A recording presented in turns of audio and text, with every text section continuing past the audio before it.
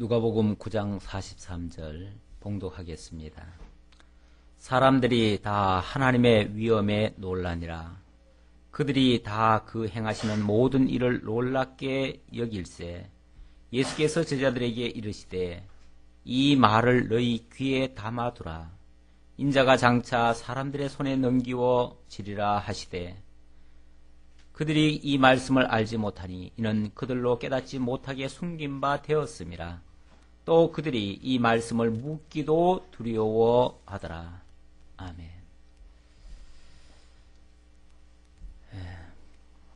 이 말을 너희 귀에 담아두라.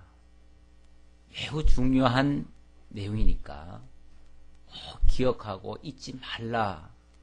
이렇게 당부를 했는데 그들은 이 말씀을 알지 못했답니다. 사실 알지 못했다라기보다는 그렇게 알고 싶지를 않았던 거죠. 그들은 예수님의 말씀대로 되기를 원치 않았습니다. 그래서 혹이라도 그렇게 될까봐 이 말씀을 묻기도 두려워했답니다. 그들 마음속에 자기들의 계산이 있고 자기들의 계획이 있었는데 그 계획을 완전히 무너뜨리는 이런 말씀을 하시니까 그런 것이 싫었습니다. 그래서 듣지를 않습니다. 사람들은 다 저마다 자기 좋은 대로 듣습니다. 듣고 싶은 대로 듣습니다. 원하는 대로 듣습니다. 그리고 자기 귀에 거슬리는 소리는 듣기를 싫어합니다. 귀에 담아두라고 주신 말씀인데도 귀에 담아두지를 않습니다. 이것이 보통 사람들의 생각들인데 제자들도 별반 다를 것이 없습니다. 제자들도 역시 자기들의 관심사는 예수를 통해서 얼마나 자기들이 세상적으로도 잘 되고 영적으로도 잘 되고 모든 일이 잘 됐으면 좋겠다. 이런 생각을 가지고 있는데 예수님은 지금 내가 조금 있다가 잡혀서 십자가에 못 박혀 죽게 될 것이다. 그러니 그런 소리가 어찌 듣고 싶겠습니까? 나는 이제 죽고 세상적으로 말하면 망한다는 소리인데 그 망한다는 소리가 어떻게 듣고 싶겠습니까? 그래서 일부러도 귀를 막고 안 듣습니다. 그러나 예수님의 이 말씀 한마디 한마디는 하나도 땅에 떨어지는 것이 없습니다. 헛된 것이 없다고 말이에요. 그 말씀하신 그대로 역사는 진행되어집니다. 물론 그것이 망하는 걸로 끝나는 것이 아니고 영원한 승리를 위한 그러한 시작이죠. 십자가의 죽음은 죽음이 끝이 아니고 멸망이 아니고 영원한 승리를 위한 출발이다 그 말이에요. 그 사실을 알면 그 진정한 의미를 알면 그 소리는 너무나 기쁜 소식이고 사실은 복된 소식입니다. 죽어주는 것도 멸망하기 위해서 죽는 것이 아니라 나를 살리기 위해서 죽는 것이고 나를 영원토록 영화롭게 하는 것이기 때문에 그것이야말로 내게 있어서 너무나 큰 기쁜 소식인데 단순히 예수가 죽는다. 죽으면 우리는 어떻게 되는 거냐? 우리는 다 끝장 아니냐? 이런 현상적인 것만을 가지고 불안해하고 염려하고 걱정하고 그리고 듣기 싫으니까 거부해버리고 많은 사람들이 여기에 머물러 있는 경우가 많습니다. 지금 제자들도 여기에 머물러 있다. 이렇게 볼 수 있습니다. 오늘 내용은 예수께서 여전히 당신이 속죄주로 오신 그리스도이심을 증거하시려고 말씀으로 교훈하시고 또 표적으로 그 말씀에 상응하는 권세와 주권의 능력을 행사하시는 그런 모습입니다. 그런 모습 이후에 그리고 앞으로 이런 권세를 가지신 예수께서 앞으로 이런 일을 하실 것이다. 첫 마디가 나 죽을 것이다 그 말이에요. 나 죽을 것이다. 죽는데 어떻게 죽을 것인가? 권세자들에게 잡혀가지고 매를 맞고 십자가에 못 박혀 이렇게 비참하게 죽을 것이다. 이런 말입니다. 그런데 그런 말을 제자들이 듣기 싫어한다 그 말이에요. 죽는다 하니까 듣기 싫어한다 그 말이에요. 그리고 9장 18절부터 제자들에게 확신을 주기 위해서 너희들 그러나 내가 죽는다고 해서 끝이 아니다. 오히려 그것이 승리의 첫 발자국이다. 이걸 얘기하기 위해서 너희들 중에 몇 날이 못 되어 하나님의 나라를, 죽기 전에 하나님의 나라를 볼 자들도 있다. 그런 말씀을 하십니다. 그 말이 무슨 소리인지 몰라요. 아니, 예수님은 죽는다고 하면서 내가 죽기 전에 하나님의 나라를 보여준다고 하니까 이게 무슨 뚱딴지 같은 소리냐. 죽는데 무슨 또 하나님의 나라를 보여준다는 말이냐. 그런데 그 말씀이 8일 후에 실제로 이루어졌죠. 세 제자를 데리시고 산에 올라가셨는데 제자들이 그냥 피곤해가지고 졸고 있는 사이에 예수님의 모습이 변형이 됩니다. 그리고 완전히 그 산 전체가 바뀌어버립니다. 뭘로 바뀌냐면 하나님의 나라로 바뀌어요. 거기에 모세와 엘리야가 갑자기 나타나가지고 예수님과 함께 무슨 이야기를 나누냐면 예수님의 죽음 이후의 이야기를 나누고 있습니다. 예수님 죽음으로 끝이 아니라 예수님 죽음을 통해서 오히려 하나님이 이루어 가실 그 모든 역사를 제자들에게 다 보여준 겁니다. 천상에서의 모습을, 천상에서의 회의 모습을 보여주신 거예요. 천국 모습이죠. 그걸 보고 제자들이 너무 감격하고, 물론 갑자기 잠자다 말고 깜짝 놀라가지고 무슨 소리에 놀라가지고 눈을 떠보니까 세상이 완전히 바뀌어져 있거든요. 그 모습을 보고 너무 좋아가지고 베드로가 한다는 말이 기껏 예수님, 우리가 여기 있는 것이 참 좋겠습니다. 제가 초막 셋을 지어드릴 테니까 하나는 예수님 위해서, 하나는 모세 위해서, 하나는 엘리야 위해서 내가 지어드릴 테니까 우리 여기서 사십시다. 저 세상 내려가지도 말고 여기가 너무 좋사오니. 너무 좋지요. 왜? 천국이니까. 천국이니까 하나님의 나라니까 너무 좋아요. 실체적인 천국을 보여주셨으니까. 너무 좋기는 좋은데 그거는 제자들에게 내가 죽는다고 해서 두려워하지 말라. 죽음은 끝이 아니고 죽음은 영원한 영광을 위해서 또한 새로운 승리를 위해서 시작하는 첫 단계니까 두려워하지 말고 믿음을 갖고 승리할 것을 바라보면서 함께 나가자라고 하는 어떻게 보면 격려성의 말씀이고 그런 어떤 확신을 주기 위한 그런 내용이었는데 그것도 모르고 제자들은 그냥 거기가 좋사오니 그래요. 근데 거기 좋사오니 해봤자 그거는 잠시 보여준 것이었어요. 그래서 또 하늘에서 또 하나님의 음성이 들렸지요. 이는 내 사랑하는 아들이다. 하나님, 너희는 저의 말을 들으라. 너희는 저의 말을 들으라. 하고 나서 갑자기 구름이 휙 쌓여버리더니 그 아름답던 천국의 모습이 사라져버렸어요. 그리고 다시 현실 세계로 돌아온 거예요. 그건 잠깐 보여준 겁니다. 왜냐하면 쟤들이 확신이 없으니까. 미래에 대해서 막연히 불안해하고 듣지도 않으려고 하고 그러니까 그걸 깨닫게 하기 위한 그 천국의 실제 천국 모습을 잠깐 보여준 것 뿐입니다. 자, 그랬는데 현실로 다시 돌아왔죠. 돌아와가지고 산 아래로 내려와 보니까 귀신 들린 자 하나를 놓고 사람들이 막 아우성을 치고 있어요.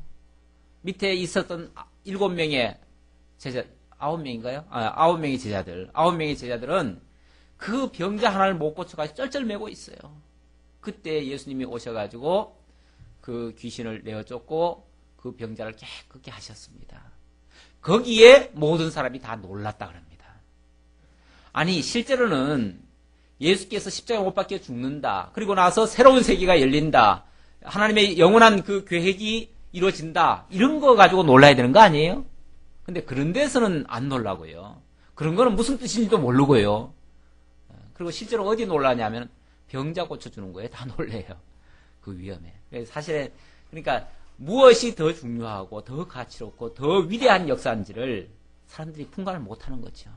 당장 눈앞에 이익만이 중요하고 자기 가치에 좋다고 옳다고 생각하는 것만 귀하게 여기고 이런 모습이 태반입니다.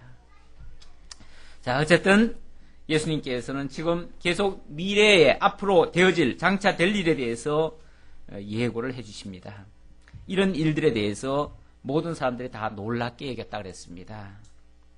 그런데 예수께서는 제자들에게 이르시되 이 말을 44절입니다. 이 말을 너희 귀에 담아두라. 인자가 장차 사람들의 손에 넘겨지리라.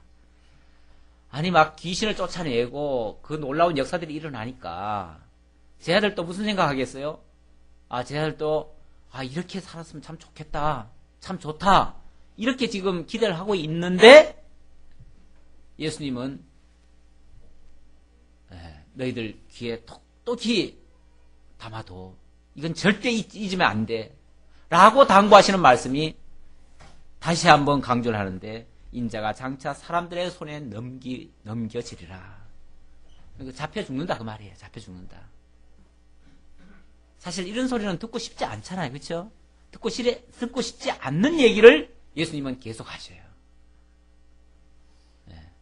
계속 당신 죽는다는 얘기를 하셔요. 근데 그걸 기억해야 된다 그 말이에요. 그게 중요하다 그 말이에요. 예수님께서 원래 이 땅에 오신 이유 중에 하나가 뭡니까? 뭐 때문에 왔어요? 죽기 위해서 왔어요. 당신 자신 위해서 죽기 위해서 온 게 아니고 우리를 살리기 위해서 죽으러 오셨어요. 우리를 살리기 위해서는 당신이 죽어야 돼요. 살리기 위해서는. 제가 얼마 전에 그 다큐멘터리를 하나 굉장히 감동 있게 봤는데요. 독도야라고 하는 그 다큐멘터리예요. MBC에서 나온 건데, 거기 보면 그 낙지가 아니라 문어의 일생이 나와요. 문어는 일평생 알을 한 번밖에 안 낳는데요. 한 번밖에 안 낳는데 알을 낳기 위해서 알을 낳아가지고 부화될 때까지 한 5, 6개월인가 걸리는 모양인데, 그 5, 6개월 동안을요 아무것도 안 먹습니다. 그리고 알을 낳아놓고는 그 알이 부화해가지고 완전히 세상 밖으로 나갈 때까지 마지막으로 불어줘요. 다 나가라고, 세상에 나가라고. 그러니까 그 알을 낳아놓고는 계속 지켜주고 끝까지 지켜주다가 마지막에 가서는 그 알을 다 하나씩 부화시켜가지고 마지막 다 내보내고 나서는 뭘 하냐면 기진해서 죽어요. 그래서 자기 일생이 끝나요. 자기 생을 버리면서 그 새끼들을 다 살리는 거예요. 살리기까지는 죽을래야 죽을 수도 없어요. 먹을래야 먹을 수도 없고요. 한순간만 비워놔도 그 새끼를 보호하지 못하니까요. 그러니까 새끼를 위해서 자기 목숨을 어떻게 보면 버리는 거예요. 그 장엄한 죽음이더라고요. 내가 봤을 때는 아주 장엄한 죽음이에요. 그 죽음이 얼마나 값진 죽음, 귀한 죽음인지 몰라요. 그거를 세상에서는 뭐라고 그러냐면 의라고 그래요. 아주 의로운 죽음이라. 왜 남을 위해서 희생하고 남을 위해서 죽음 당하면은, 대신 죽으면은 그 사람을 의인이다 그러는데, 예수님이 이 땅에 오신 이유가 사실은 죽기 위해서 왔어요. 죽기 위해서 왔는데 누굴 위해서 죽기 위해서 왔냐면은 바로 당신의 택하신 하나님의 영원한 예정된 백성, 구원의 백성을 구원하시기 위해서 당신이 죽음의 길을 가시기 위해서 오신 거예요. 그러면 내가 이제 장차 사람들에게 잡혀 죽으리라 하는 말은 내가 너희를 위해서 내가 희생한다 그 말인데, 이거야말로 사실은 너무나 기쁜 소식인데 제 아들은 그 소리가 듣기도 싫고, 그래서 왜 그렇게 하십니까? 묻지도 못하고 두려워서 묻지를 안 했대요. 그러니까 진짜 내막을 몰라서가 아니라, 물론 진정한 깊은 의미는 모르죠. 깊은 의미는 잘 모르고 예수 죽는다는 그 말 자체에 알아듣죠. 그렇죠? 죽는다는 말은 알아들어요. 내가 죽는다 하는데 왜 그걸 못 알아듣겠어요? 아는데 죽는 걸 원치 않는 거죠. 제 아들은 왜 죽으시려고 합니까? 우리와 같이 살아야지요. 그리고 이제 예루살렘 올라가시는데, 예루살렘 올라가셔서 한 자리 하셔야지요. 그래야 우리도 뭘 좀 또꼬물이라도 먹을 거 아닙니까? 우리도 같이 예수님 자리까지는 못 올라가도 그 좌우편에 앉아가지고 한 자리씩 할 거 아닙니까? 예루살렘에 올라가면 왕이 될 줄 알고 있는데, 기대가 지금, 왜냐하면 막 백성들이 추앙을 하니까 이제 왕이 될 줄 알고 있는데, 그렇게 안 하고 자꾸 죽는다고 하니까 듣기도 싫고, 또 그 소리가 자꾸 또 확인될까봐 묻기도 두려워하고. 근데 예수님은 묻도 않는데 자꾸 뭐해요? 지난번에도 죽는다 그러시더니 또 죽는데요. 내가 죽는다. 그래서 자꾸 안 들으려고 하니까 너희 귀에 담아두라. 꼭 기억해둬라. 이거는 잊지 말아라. 내가 이거 위해서 왔다. 자, 그랬습니다. 그래 놓고 46절로 48절. 예수님의 이런 말씀 가운데서도 제자들의 여전한 생각은 어디에 있느냐. 46절에 잘 나타나고 있어요. 46절 보세요. 제자 중에서 누가 크냐 하는 변론이 일어나니. 이건 무슨 뚱딴이 같은 소리입니까? 예수님은 내가 지금 죽겠다 그러고 죽는다 그러고 내가 죽어야 된다 그러는데 제자들은 누가 큰 자가 되겠느냐.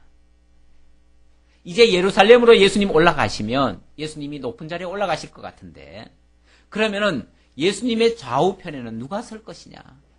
그게 그 얘기예요. 그러니까 베드로나 야고보나 요한이나 이런 사람들, 여기 이제 뭐 누구라고 이름은 거명 안 했어요. 안 했는데 다른 성경에 보면 이 말하는 사람 중에 누가 제일 앞장섰냐면 요한입니다. 요한이 자기가 그냥 제일 큰 자 되고, 왜냐하면 예수님이 평소에 제일 사랑하는 모습을 보였거든요. 왜냐하면 제일 어려요. 실제로는 나이가 제일 어립니다. 제일 어리기 때문에 막내고, 그러니까 예수님이 어쩌면 제일 막내를 보통 보면은 가정에서도 보면 제일 챙겨주는 모습이 있잖아요. 그렇죠? 챙겨주니까 자기가 제일 사랑받는 줄로 착각을 하는 거죠. 본인이. 왜냐하면 말 한마디라도 더 해주니까 나를 더 사랑하나 보다. 나를 더 좋아하나 보다. 예수님이 날 좋아하니까 내가 제일 높은 자리에 갈 거야. 이렇게 생각하는 거죠. 사실 철없을 때 하는 소리죠. 철없을 때 하는 소리인데 어쨌든 요한이 그런 생각을 많이 가졌었습니다. 물론 여기는 이름은 안 밝힙니다. 안 밝히지만 제자들 중에 누가 큰 자가 될 것이냐라고 하는 그거 가지고 아니야, 내가 큰 자 될 거야. 아니야, 네가 큰 자 될 거야. 아니면 누구가 큰 자 될 거야. 이런 식으로 서로 지금 변론이 일어나고 있어요. 예수님의 말씀과는 전혀 지금 상반된 생각들을 갖고 있어요. 예수께서 그 마음에 변론하는 것을 아시고 어린아이 하나를 데려다가 자기 곁에 세우시고 그들에게 이르시되 누구든지 내 이름으로 이런 어린아이를 영접하면 곧 나를 영접함이요 또 누구든지 나를 영접하면 곧 나를 보내신 이를 영접함이라. 너희 모든 사람 중에 가장 작은 그가 큰 자니라. 지금 큰 자 되겠다고 하니까 예수님이 그들에게 교훈하시기 위해서, 예수님 참 인자하시죠? 그 엉뚱하게 제대로 깨닫지도 못하고 엉뚱한 짓 하고 있으면 좀 야단치고 싶을, 우리 인간들 같으면 야단을 좀 치죠. 이놈들 지금 정신을 차리고 있느냐 못하느냐 하고서 야단을 칠 텐데 그게 아니고 어린아이, 아주 애기 하나를 갖다 딱 데려다 놓고 너희들이 보기에는 이 어린아이가 가장 어린 작은 자 같지만은 그러나 천국에서는 이런 자가 가장 큰 자야. 너희들도 정말 큰 자가 되고 싶다면 이 어린아이처럼 정말 낮은 자리로 내려와가지고 오히려 섬기는 그런 위치에 있어야 진짜 큰 자야. 이렇게 그들의 잘못된 생각을 지적을 해주시고 고쳐주십니다.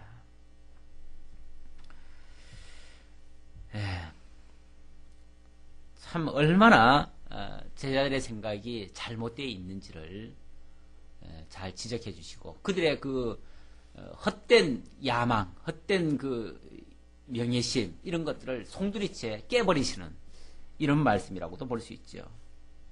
상식과는 정반대되는 말이죠. 이 세상에서는 그렇습니다. 세상은 어려서부터 애기들이 전부 다 뭐 하라고 가르침을 받습니까? 교육을 어떻게 받습니까? 싸워서 이기라고, 승리하라고. 게임을 시키잖아요. 애들한테 게임을 시켜가지고 뭐 합니까? 이기는 게임만 시키잖아요. 이기는 게임, 이기는 방법, 어떻게 하면 남을 이겨먹을 수 있고, 공부 막 열심히 하게 하는 것도 그거 뭐예요? 결국 남 이겨먹자는 거 아니에요? 이 세상이라고 하는 거는요, 남보다 더 악착같이 더 힘을 쓰고 더 노력을 해가지고 어쨌든 남을 밟고서라도 아니면 남을 죽이고서라도 올라가야 돼요. 승자만이 살아남는 세상이 이 세상이에요. 제약된 세상이에요. 근데 하나님의 나라는 그렇지 않습니다. 오히려 정반대입니다. 가장 어린 자 같은 자가 오히려 가장 대접받는 나라예요. 그 나라는. 실제로 사람들은 전부 다 스스로가 자꾸 크고자 하고 높은 자리에 올라가고자 하는데 예수님은 사실은 그 본래는 천상 보좌에서 하나님의 영광 가운데 계시던 분이신데 그분이 스스로 그 보좌를 버리시고 이 낮고 천한 곳으로 내려오셨어요. 그래서 우리들과 같이 되시기도 하고 뿐만 아니라 음부에까지 내려가셔요. 그래가지고 완전히 죄와 사망 가운데 있었던 자들을 건져내시고 살려내시는 이런 역할을 하셔요. 가장 높은 자가 가장 낮은 자리로 내려오셔가지고 섬기는 일을 하셔요. 실제로 장차 가장 큰 자가 되려면 누가 큰 자가 되겠어요? 그분만이 되시겠죠.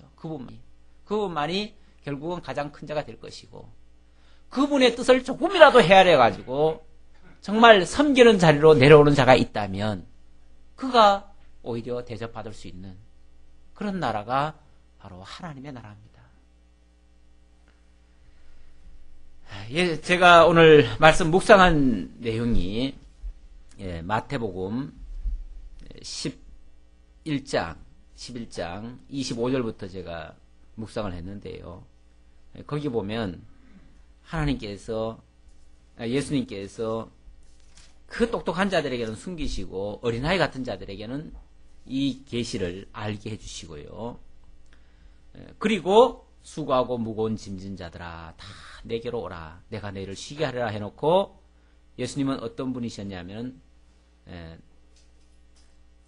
이제 거기 이제 그런 말씀이 있죠. 그런 말씀이 있고 예수님이 그렇게 이제 온유하고 겸손한 자리로 내려오신 것을 말씀하십니다.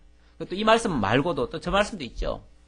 인자가 온 것은 섬김을 받으러 온 것이 아니고 섬기려 하고 내 몸을 대속물로 주려고 왔다. 가장 낮은 자리로 올 뿐만 아니라 완전히 희생물로 되시고자 했다. 남을 위한 희생물. 이거 말이 쉽지 그렇게 쉽게 될 일이 아닙니다. 누구를 위해서 내가 봉사를 하고 헌신을 하면 사람들은 어떻게 생각을 하냐면 왜 바보같이 그래? 왜 바보같이 그랬냐고. 세상에서는 왜냐하면 그런 거 가지고 대가를 못 받으니까 왜 바보같이 그러냐고 이렇게 생각을 해요. 그런데 하나님의 나라 법칙에는 그렇지 않습니다. 낮아지는 자가 오히려 큰 자가 되고요. 섬기는 자가 오히려 대접을 받게 되고요. 남을 위해서 희생하는 자가 다 버리는 것 같아도 그 버리는 자가 가장 부유한 자가 되었어요. 굉장히 역설적 말 같은데 이게 정말 진리입니다. 그동안 우리가 쏟고 있는 거예요. 이 잘못된 타락된 이 사단의 권세 아래에 있는 그런 잘못된 교육에 의해서 지금까지 쏘은 거예요. 남을 밟고서라도 올라서야 승리한다. 이렇게 가르침 받은 것들이 실제로 가서는 그렇지 않다고 말해요. 천국에 가서는 그렇지 않다고 말해요. 영원한 나라에서는 어찌 보면 이 땅과는 정반대되는 그런 모습으로 이제 나타날 거예요. 그때 가면 깜짝 놀랄 거예요. 이 세상에서 그렇게 막 악을 쓰고 이겨먹기 위해서, 상대방이 이겨먹기 위해서, 남을 무너뜨리기 위해서 그렇게 경쟁했던 것들이 다 부끄러운 것으로 드러날 수 있을 거예요. 오히려 작게나마 남을 위해서 희생하고 봉사하고 섬기는 일을 했다면은 그것이 오히려 하나님 앞에서 상급거리로 남고 그것이 인정받는 그런 세상이 바로 하나님의 나라인 것을 우리가 말씀을 통해서 잠시나마 깨닫게 될 것입니다. 자, 계속 보겠습니다. 49절로 50절. 여기서는 반대하지 않는 자는 너희를 위하는 자라고 예수님이 말씀하시는데 이것도 언뜻 보면 좀 약간 이해하기 쉽지 않은 말씀일 수 있어요. 자, 요한이 여짜오되 49절입니다. 주여 어떤 사람이 주의 이름으로 귀신을 내쫓는 것을 우리가 보고 우리와 함께 따르지 아니함으로 금하였나이다. 보세요. 요한이 또 잘났다고 한마디 하지요. 그렇죠? 요한은 예수님께 자관 잘 보이려고 어지간히 애를 많이 쓴 사람입니다. 물론 이 요한이 참 귀하지요. 나중에 가보면 참 예수님의 사랑을 많이 받았고 예수님에게 또 더 사랑받고자 해가지고 이런 이제 말도 하고 자기 의사를 표현도 하고 그러다 보니까 예수님으로부터 더 교훈을 또 받게 되고 그러니까 나중에 자기가 깨달은 게 또 많아요. 그래가지고 예수님의 말씀을 직접 듣고 보고 자기가 다 경험하고 요한은요 심지어 예수님 앞에서 어리광까지 부린 사람이에요. 예수님 무릎에 이렇게 기대고 눕고 이런 사람이에요. 그만큼 사랑도 많이 받았고 그만큼 또 좀 뭐라고 할까요? 좀 밀접한 그런 관계를 가졌던 사람이에요. 그러다 보니까 예수님에 대해서 할 말이 너무 많아요. 그래서 요한복음도 쓰고요. 요한 1, 2, 3서도 쓰고요. 성경을 많이 썼어요. 그 양반이. 그래서 계시록도 쓰고요. 계시록도 쓰고. 그러니까 예수님에 대해서 너무나 많은 것을 보았고 자기가 만졌다 그러잖아요. 자기 손으로 만졌고 직접 경험했고 나중에는 그 요한은 진짜 나중에 그 십자가 밑에 가서 그 요한의 어머니 보고 예수님이 내 어머니라 이렇게까지 표현할 정도로 그 어머니와의 관계도 그렇게 좋았던 것 같아요. 그러니까 그만큼 또 어리광 같은 소리 또 어떻게 보면 어리석은 소리도 좀 했고요. 자 여기서도 보니까 예수님은 분명히 난 죽으러 왔다. 나 죽을 거다. 이런 말을 하는데 그 직전에는 누가 큰 자 될 거냐. 그거 보나마나 그 요한입니다. 그것도. 요한이 자기가 큰 자 되겠다고 그 말을 했을 테고 그랬더니 예수님 큰 자 될 생각하지 말아라. 큰 자 되려면 가장 어린 자가라야만이 진짜 큰 자 된다. 이런 말을 했었고 그런데 또 한마디 한다는 것이 주여 어떤 사람이 주의 이름으로 귀신 내쫓는 것을 보고 우리가 함께 따르지 아니하므로 내쫓았나이다. 그만했나이다. 아주 내가 잘했죠? 자기 칭찬받으라고 그렇게 말하면 칭찬해 줄 줄 알고 자기를 자랑하고 자기를 돋보이기 위해서 그런 말을 하는 거죠. 그랬더니 예수님께서는 또 어떻게 보면 그거와 반대되는 이야기를 하십니다. 예수께서는 금하지 말라. 나 금했는데 잘했죠? 라고 칭찬해 줄 줄 알았는데 금하지 말라. 잘한 거 아니다 그 말이죠. 그럴 필요 없다. 금하지 말라. 너희를 반대하지 않는 자는 너희를 위하는 자니라 하시니라. 이 세상이라는 게요. 네 편 있고 내 편 있고 따로 딱 둘로 나눠 놓고요. 나를 그러니까 뭐 우리 안 따르면은 반대파다. 대적이다. 이렇게 생각하고 금하고 굉장히 아주 뭐라고 할까요? 좀 과격한 성격입니다. 실제로 요한이요. 그렇게 어리면서 사랑도 많이 받았지만 또 성격상 굉장히 불같은 성격, 또 급한 성격 이런 게 있습니다. 그래가지고 그런 사람일수록 어떻게 보면 좀 흑과 백이 분명할 수가 있어요. 그래서 내 편 아니면 네 편이고 적이고 이래요. 그래서 그냥 나를 따르지 않으면 금해버리고 끊어버리고 단절하고. 근데 세상 그렇게 살면 힘듭니다. 피곤합니다. 세상이란 모든 사람이 다 나를 위하는 사람도 아니고요. 그렇다고 또 나를 위하지 않는다고 다 나의 반대자도 아닙니다. 어떻게 보면은 그 사람들은 그 사람 나름대로 살아가는 거예요. 때로는 나의 협력자가 될 수도 있지만 때로는 나의 반대자도 될 수 있는 거예요. 그렇잖아요. 나와 한 무리 속에 있다 할지라도 전부 다 내 편이 아니에요. 그렇죠? 또 밖에 있다고 다 대적이 아니에요. 그러니까 사람을 대할 때 극과 극으로 이렇게 대하는 거, 미리 또 단정해놓고 대하는 거, 이거는 굉장히 금물입니다. 그럴 수가 없어요. 바울도 그런 비슷한 말을 한 적이 있는데, 바울이 예를 들어서 그 우상을 섬기는 자와 같이 하지 말라. 성경에 보면 분명히 그런 게 있지요. 그리고 하나님 알지 못하는 자들과 멍에 같이 메고 할 수 없지요.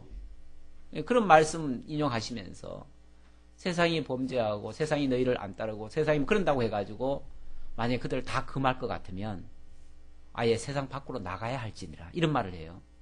세상 밖으로 나가야 한다는 말은 뭐예요? 죽어야 된다 그 말이에요. 죽기 전까지는 우리는 이 세상과 더불어 살아요. 어차피 어쩔 수 없이. 좋든 싫든 심지어는 나와 생각이 다르고 모든 것이 다 다른 사람, 조건이 완전히 다른 사람, 오히려 정반대되는 사람도 만날 수 있어요. 만나야 되고 대화해야 되고 이야기해야 되고 다 해야 됩니다. 때로는 일도 같이 할 수도 있는 거예요. 간혹 그 예배당 짓는데, 지난번에 비전교회 예배당 짓는데 가봤더니 담배 공짜가 얼마나 많은지 몰라요. 이게 이제 좀 예수 믿는 사람들이 와서 하면 참 얼마나 좋겠어요. 그렇죠? 예수 믿는 사람들이 오면은 담배 공짜 좀 없을 거 아니에요. 한편은 좀 그런 생각도 들지만, 예수 믿는 사람들만 만약에 모집한다 그러면요, 그 일이 안 됩니다. 세상 일을 할 수가 없어요. 안 믿는 사람들도 하고, 믿는 사람들도 같이 하고, 그러나 이제 주도는 아무래도 믿는 사람이 해야 되겠죠. 그래야 좀 믿음의 감각으로 뭘 하겠죠.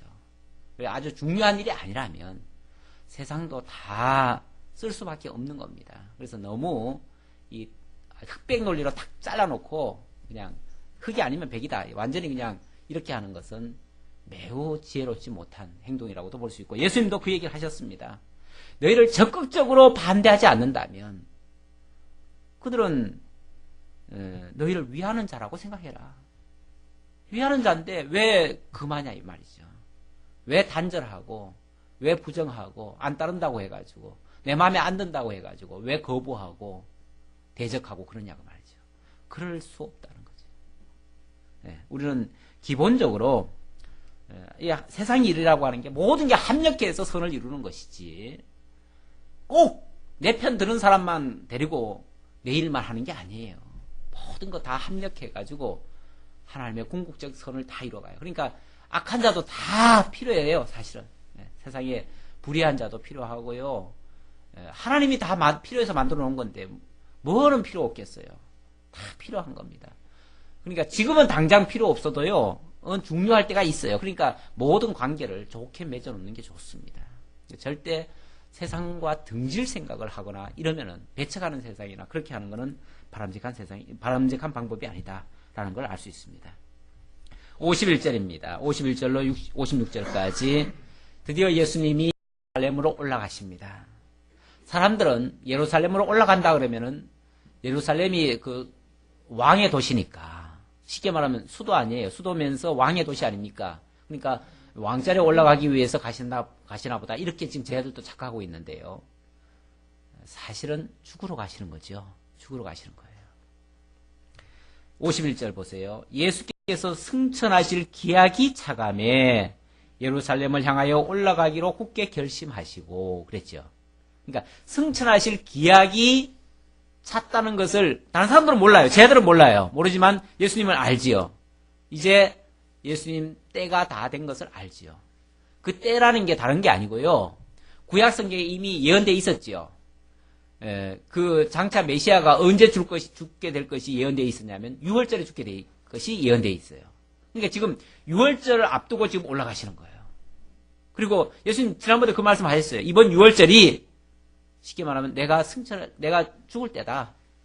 그게 이제 구약 성경에 예언된 대로 내가 이제 죽으러 간다, 그 얘기인데, 그때가 가까워요. 다시 말하면 6월절이 가까워요.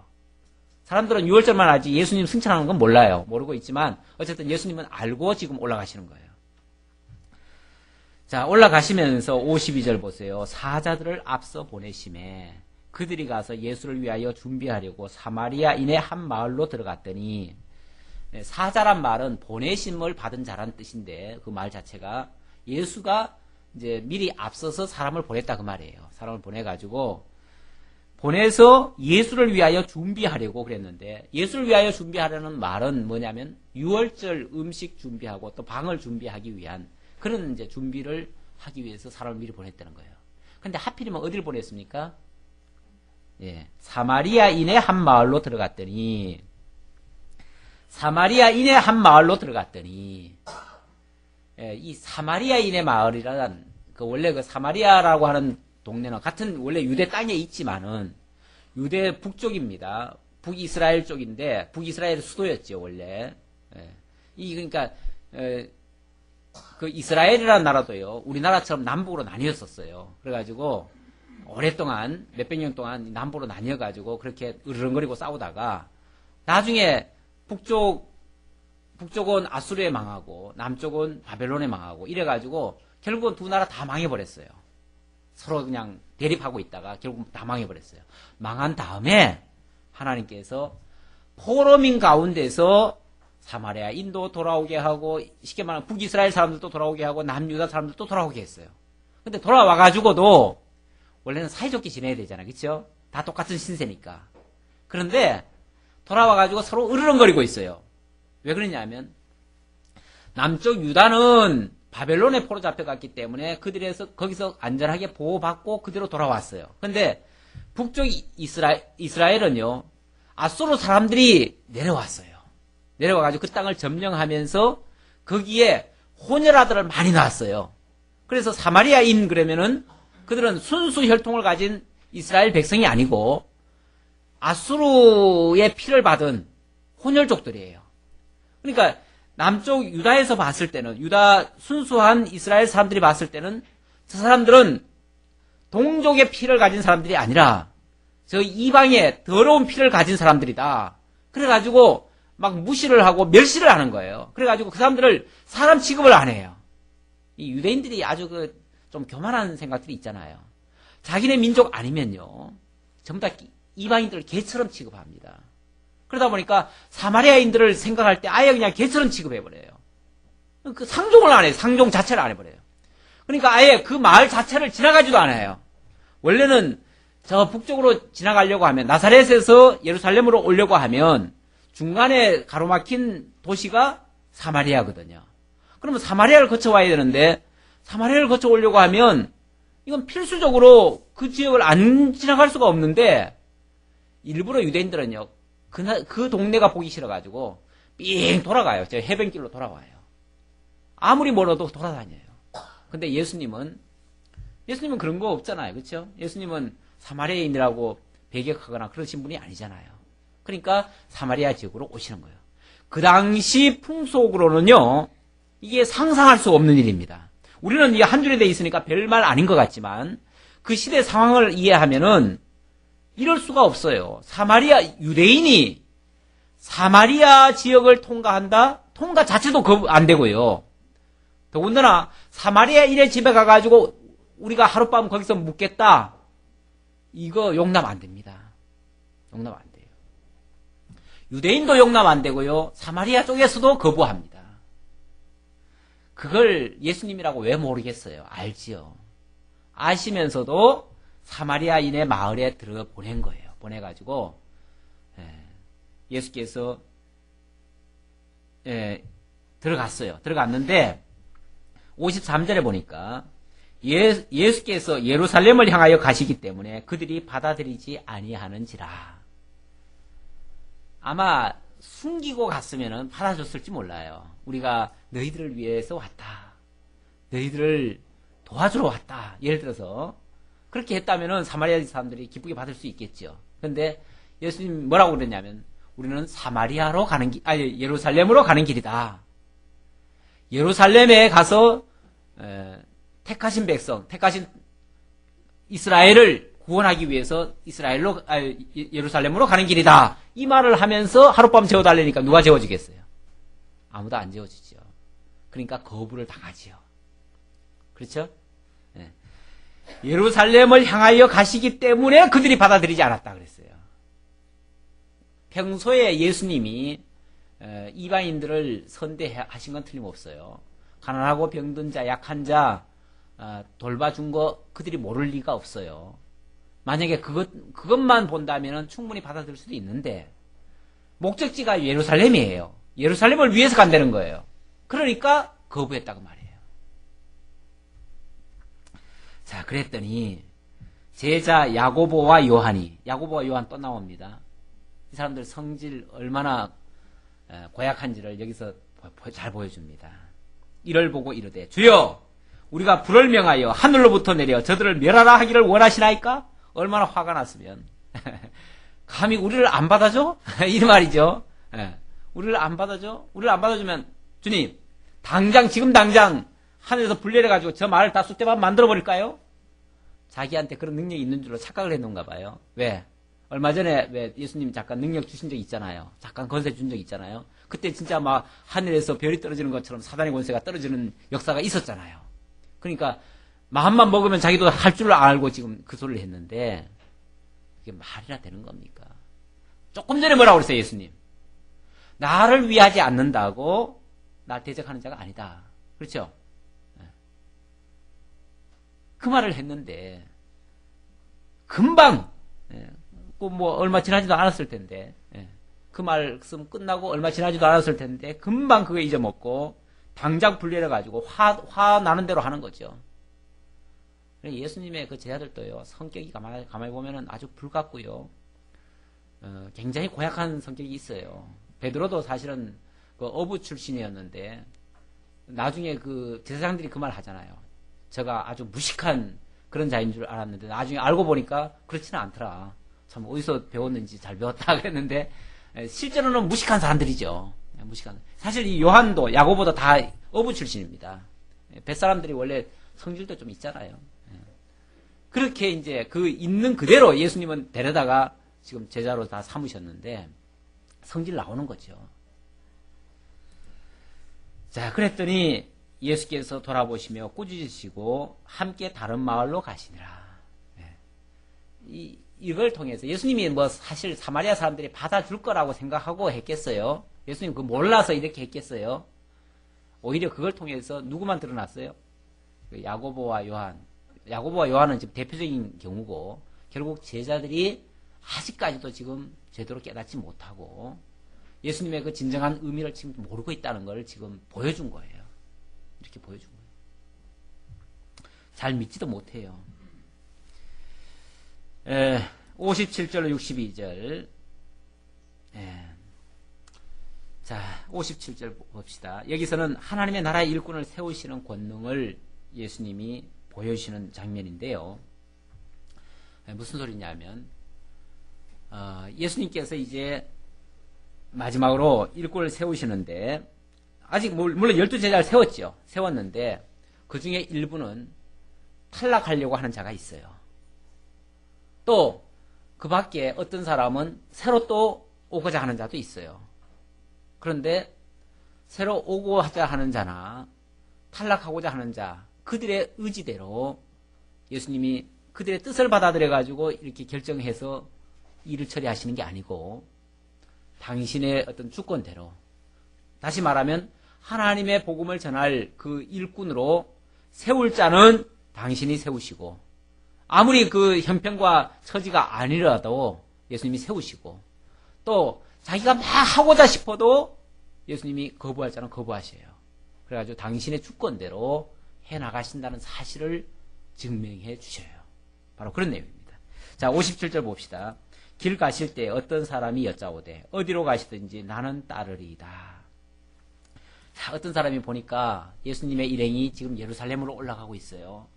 예루살렘으로 올라간다는 것은 사실상 굉장히 다들 선망의 대상입니다. 제가 어릴 적만 해도요.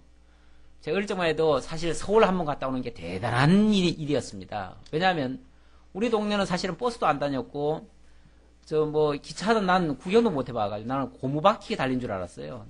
제가 진짜 서울 올라올 때까지도 그렇게 알고 있었어요. 기차도 한 구경을 못 해봤고 그랬는데 누가 서울 갔다 왔대요. 얼마나 선망의 대상인지 몰라요. 그 사람은 출세한 사람 같아요. 저 시골 사람들이 봤을 때는 서울 다니는 사람은 대단히 잘난 사람들입니다. 그렇죠? 옛날 우리 시각에서 그렇다고 말이에요. 예. 그랬었는데 지금 예수님 일행이 지금 아마 이 당시라고 뭐 별반 다르겠어요. 다 그 왕의 도시로 가는 것은 이거 아무나 가는 게 아닙니다.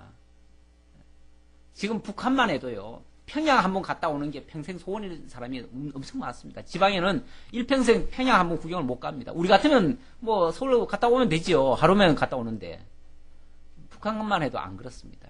거기는 벌써 장소가 이게 어디를 가려고 하면 다 신고하고 뭐 해야 되기 때문에 이유 없이는 못 가고요. 누가 부르지 않으면 절대 못 가는 겁니다. 그만큼 거기 간다고 하는 건 굉장히 선망의 대상인데 예루살렘 가는 거는 지금 예수님 일행이 예루살렘을 향해서 가니까 야 예루살렘 저분이 저 유명한 분이 저 막 표적이 이렇게 행하시는 분이 이번에 예루살렘 가면 아마 굉장히 높은 자리에 올라가든지 뭐가 할 것이다. 그러면 그분 따라가면 분명히 출세할 것이다 라고 생각하는 사람이 있죠. 그런 사람이 예수님 곁에 와가지고 예수님 이번에 예루살렘 가십니까? 저도 가겠습니다. 저도 따라가겠습니다 라고 얘기를 한 거죠. 그랬더니 58절 보세요. 예수께서 이르시되 여우도 굴이 있고 공중에 새도 집이 있으되 인자는 머리 둘 곳이 없도다 하시고, 이 말은 뭐예요? 거부하시는 거예요. 따라오겠다는 사람 따라오지 말아라 그 말이에요. 왜?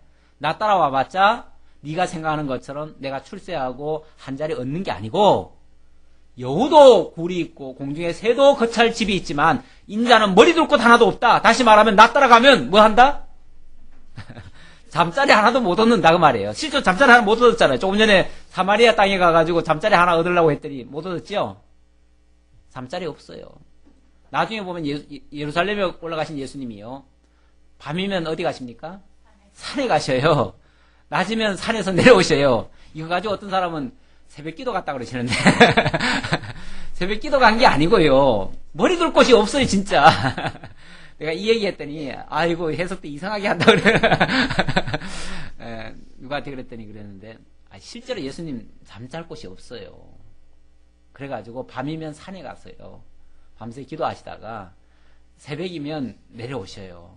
물론 뭐 며칠이 안 됐지요. 예루살렘 올라가셔가지고 한 일주일 만에 돌아가시잖아요. 그렇죠? 그러니까 그동안이지만 어쨌든 진짜 머리 둘 곳 없어요. 그럼 예수 따르려면은 진짜 머리 둘 곳 없는 것을 알고 만약 따른다면 그 사람은 따를 자격이 있죠. 그렇죠? 그러나 예수님 따라다니면 한 자리 얻을 것이다, 성공할 것이다, 나도 이제 예루살렘 올라가가지고 나도 한번 기표하고 살아보자, 이런 야망 가지고 따른다면 그 사람은 자격 없는 거죠. 예수님이 따라라 말라 한 게 아니고요, 그 말만 했어요. 그 사람 따랐겠어요, 안 따랐겠어요? 안 따르죠. 안 따르죠. 그 다음 또 다른 사람에게 나를 따르라 하시니, 또 다른 사람한테는 뭐라 그래요? 나를 따르래요. 그러니까 따르겠다는 사람한테는 그런 말을 해가지고 못 따르게 만들고, 어떤 사람한테는 따르라라고 얘기를 해요. 그런데 그 사람은 사정이 있는 사람이에요. 사정이 있는 사람. 무슨 사정이 있냐면, 하시니 그가 이르되 나로 먼저 가서 내 아버지를 장사하게 하옵소서. 이 사람은 지금 집안에 큰 사건이 일어났어요. 아버지가 돌아가셨어요. 아버지 돌아가셨으면 예수님 따를 수 있어요, 없어요? 못 따르죠. 지금 아버지 돌아왔다는 소식을 들었어요. 그러면은 세상에 이 나라에서, 이 세상에서는 보면요, 아버지 돌아가셨다 그러면은 10,000살을 다 제켜놓고 뭐합니까? 아버지 장사 지내고 와야지요. 10,000살 제켜놔야죠. 그런데 예수님 뭐라 그러냐면은, 그럴 줄 알고 예수님 얘기하신 거예요, 미리. 나를 따르라 그래요. 그런데 자기는 지금 사정이 있어요. 아이고, 나 지금 아버지 돌아가셨는데, 제가 안 따르려고 하는 건 아니고요. 따르려고 하는데, 집에 가서 아버지 장사 마치고 와서 따를게요. 그랬어요. 그랬더니 예수님 뭐라 그러니까? 이르시되, 죽은 자들로 자기의 죽은 자들을 장사하게 하고, 너는 가서 하나님의 나라를 전파하라 하시고. 안 된다는 거예요. 예수님 허락을 안 해요. 아버지 장사하는 건 누구 보고 하라고요? 죽은 자들로 장사하게 하고. 죽은 자들이 누구예요? 네. 죽은 자들이란 말은 영이 죽은 자들을 얘기해요. 예수님의 시각에는요, 사람들은 멀쩡하게 걸어다니면 다 살았다고 보고, 또 죽은 사람만 죽었다고 생각하는데, 사람들의 시각은 그래요. 근데 예수님의 눈은 그렇게 보이는 게 아니고, 예수님의 눈에는 지금 살아있어도 죽은 자가 많고요, 또 죽은 자는 죽어있어도 잠잔다라고 얘기하죠. 잠잔다는 말은 살아있다는 얘기예요. 지난번에 소녀한테는 잠잔다고 그러잖아요. 죽었는데도. 그게 예수님의 시각이에요. 예수님은 뭘 보시냐 하면 육을 보는 게 아니라 그 속에 있는 영을 보시는 거예요. 육은 살았으나 영이 죽은 자가 있고요, 육은 육은 죽었으나 영이 살은 자가 있고요, 육은 살았으나 똑같은 말을 계속 하는 것 같아요. 다 알아들으셨죠? 똑같은 말을 하는 것 같아서 헷갈리네요. 결국 이 사람의 생각, 사람의 이 시각이라고 하는 게 이 보이는 것만 봅니다. 보이는 것만 보고 다 봤다고 얘기를 하는데, 실제 사람은요, 제대로 보는 게 없습니다. 사실 이 안에 공기 중에도 먼지가 많지만 우리는 먼지 하나도 못 보고요, 바이러스 한 마리도 못 봐요. 그렇죠? 못 보고, 저 또 우주에 있는 것도 아무것도 못 보고요. 우리가 못 보는 게 천지인데 사람들은 자기가 다 보고 자기 보는 건 틀림없다고 그래요. 또 아니에요. 자기 보는 거 이상의 것이 세상에 더 많습니다. 진짜 제대로 볼 수 있는 눈은요, 영안이 뜨여야 돼요. 영안이 뜨여야 되는데 영안 뜨이기 전까지는 보는 게 아닙니다.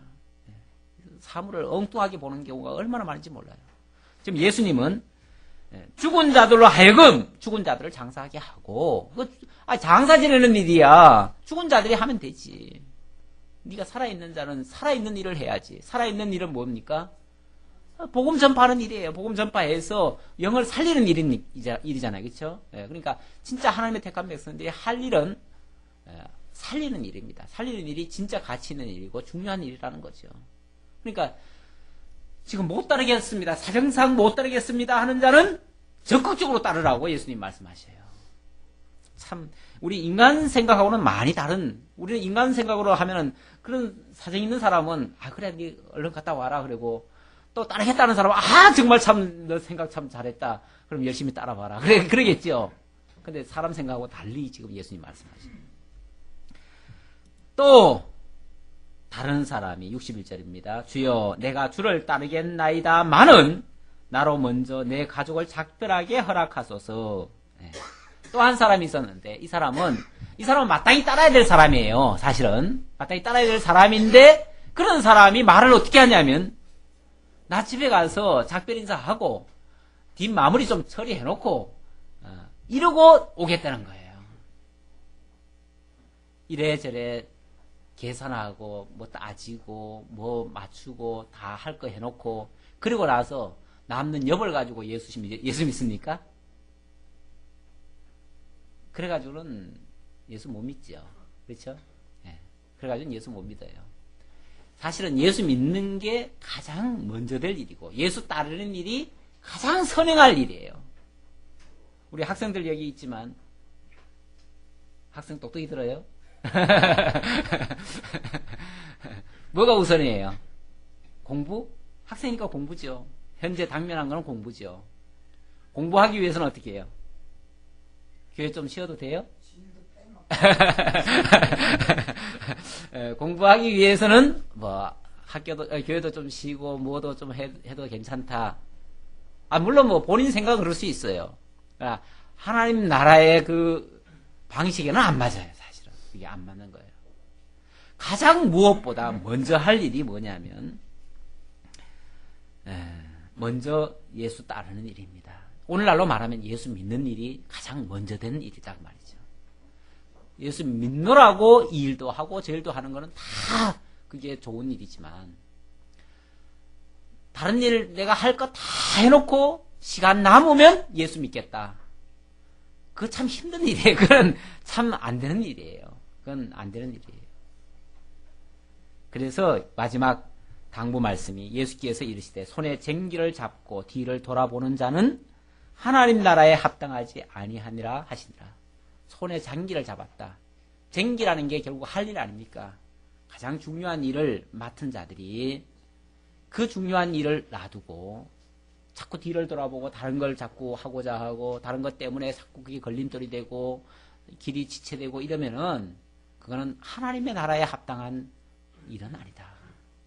하나님 나라는 그렇지 않다. 자, 이런 몇 가지 사례를 통해서 결국은